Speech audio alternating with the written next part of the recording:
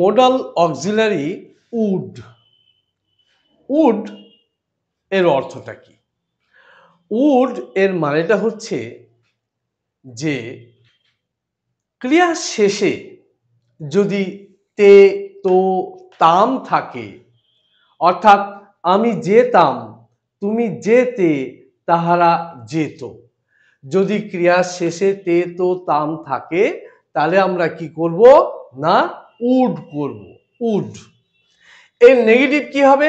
এর নেগেটিভ হবে তে না, তো না, তাম না, অর্থাৎ would not.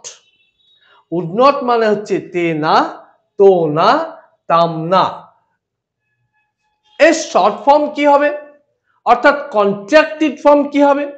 Contracted form will be that is wouldn't, wouldn't, wouldn't, and who will be as a subject with would and would not.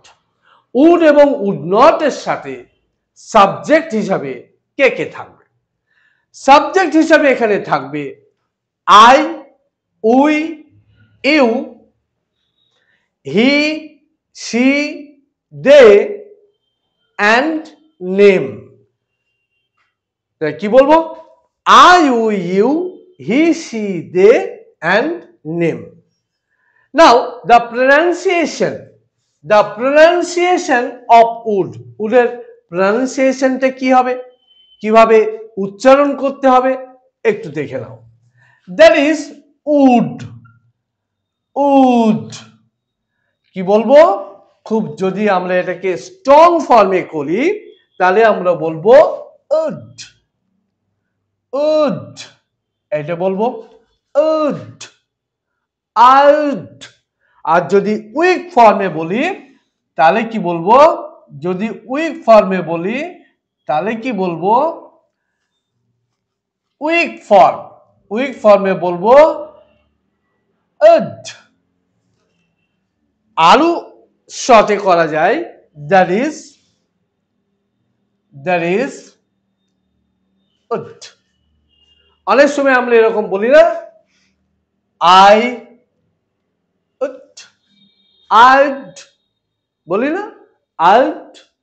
এই হচ্ছে উডের প্রনাউন্সিয়েশন। যখন তুমি স্ট্রং ফর্ম করবে তখন তুমি বলবে আউট, আউড, ইউড, দেউড। যদি উইক ফর্মে বলি তাহলে কি বলবো? আড, আড। ওকে না, দ্য ফরমেশন শুড বি একটা সাবজেক্ট থাকবে উড প্লাস ভি1 plus O plus R. This is called positive sentence. and negative s plus would not plus v1 plus o plus r. This is negative sentence. Would indicates us about past habit. অতীত অভ্যাস সম্বন্ধে আমাদেরকে would কিছু বলে। অতীত অভ্যাস, অতীতে যে অভ্যাসটা আমার, তোমার, তাদের সকলের ছিল।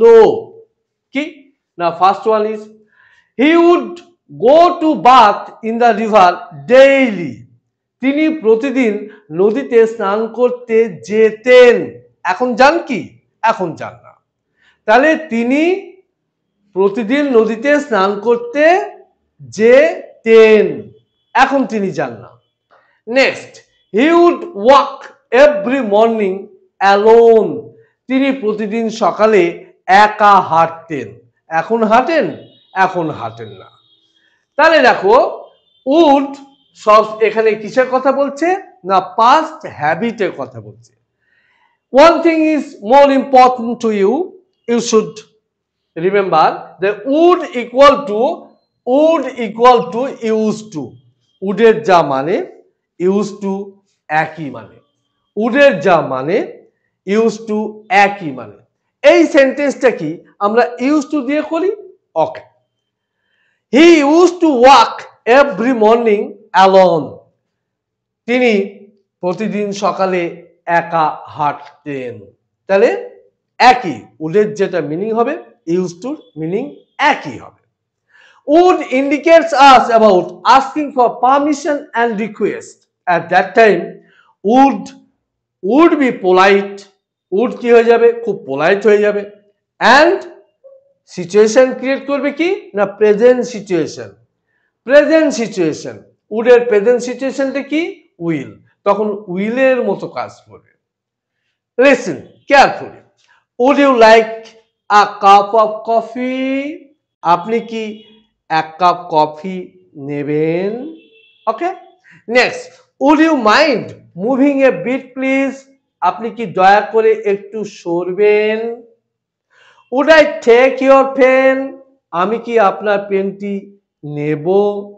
তাহলে দেখো asking for permission and request যখন তুমি করবে তখন কিন্তু উড খুব পোলাইট হয়ে যাচ্ছে।